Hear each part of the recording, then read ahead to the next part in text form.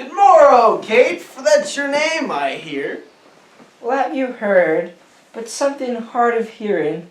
They call me Katharina that do talk of me. You lie. In faith, for you are called plain Kate. Thy virtue spoke of, and thy beauty sounded, yet not so deeply as to thee belongs. Myself am moved to woo thee for my wife. Moved? In good time, let him that moved you hither remove you hence. I knew you at the first. You were immovable. Why? What's immovable?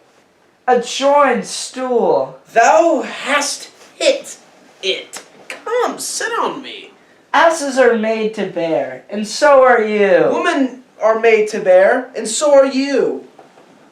No such jade as you, if me you mean. Alas, good Kate, I will not burden thee, for knowing thee to be young in flight. Too light for such a swain as you to catch, and yet as heavy as my weight should be. Should buzz. Well taken, and like a buzzard. Oh, slow-winged turtle, shall a buzzard take thee?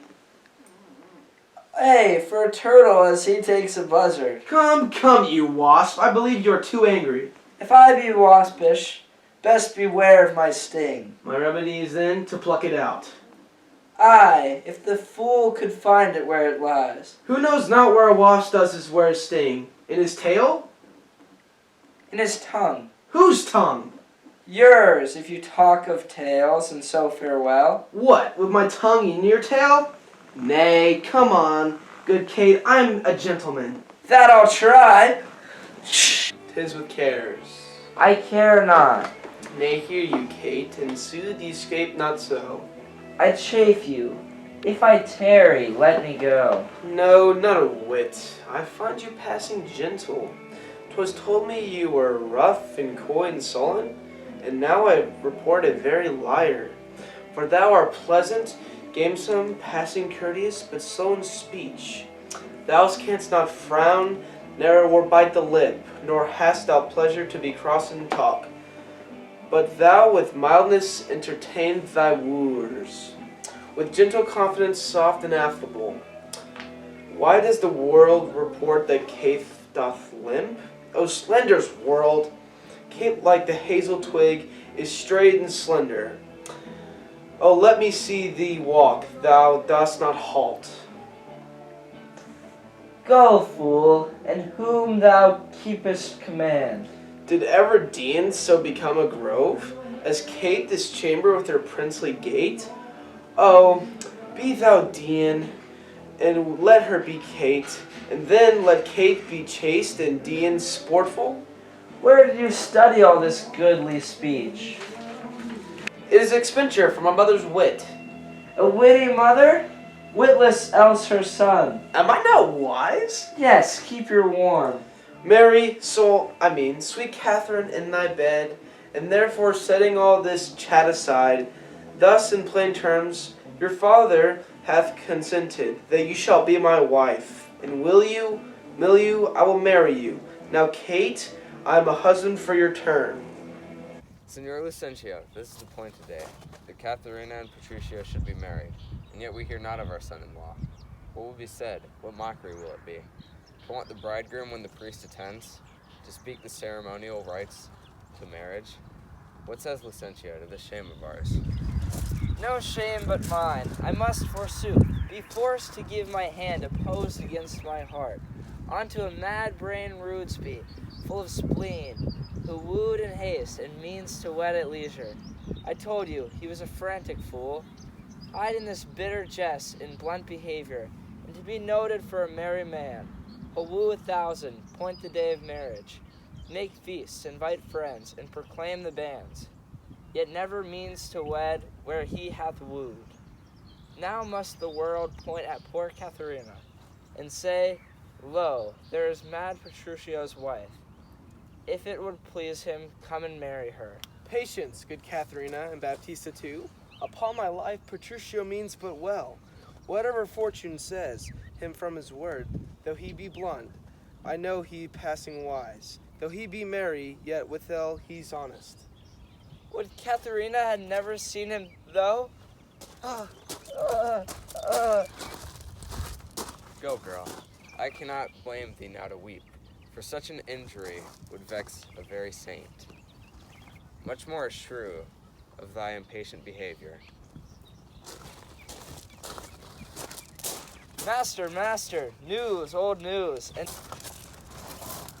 why, Petruchio is coming in a new hat and an old jerkin, a pair of old breeches thrice turned, a pair of boots that have been candle cases, one buckled, another laced, an old rusty sword taken out of the town armory, with a broken hilt and a chapeless, with 2 broken points, his horse hipped with an old mothy saddle and stirrups of no kindred.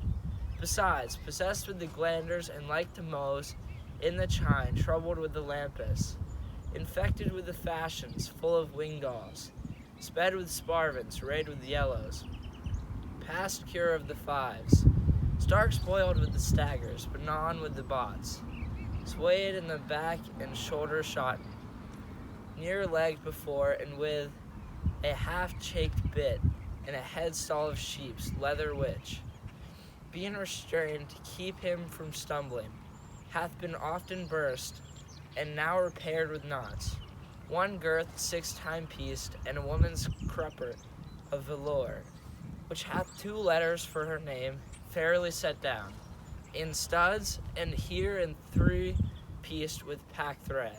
Who comes with him? Who comes with him? Oh, sir, his lackey for all the world caparisoned, like the horse, with a linen stock on one leg, and a kersey boot hose on the other, gartered with a red and blue list, an old hat in the humor of 40 fancies, picked in for a feather, a monster, a very monster in apparel, and not like a Christian, footboy, or gentleman's lackey.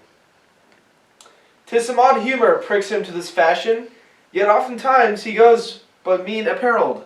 I'm glad he's come. Howsoever he comes. Why, sir, he comes not. Didst thou not say he comes? Who, that Petruchio came? Ay, that Petruchio came. No, sir, I say his horse comes, with him on his back. Why, that's all one. Nay, by Saint Jamie, I hold you a penny, a horse and a man is more than one, and yet not many. Come, where be these gallants? Who's at home? You are welcome, sir. And yet I come not well. And yet you halt not. You're not so well apparelled, as I wish you were. Were it better, I should rush in thus. But where's Kate? Where's my lovely Kate? And how does my father? Gentles, methinks you frown, and wherefore gaze this godly company, as if they saw some wondrous monument, some comet or some music prodigy?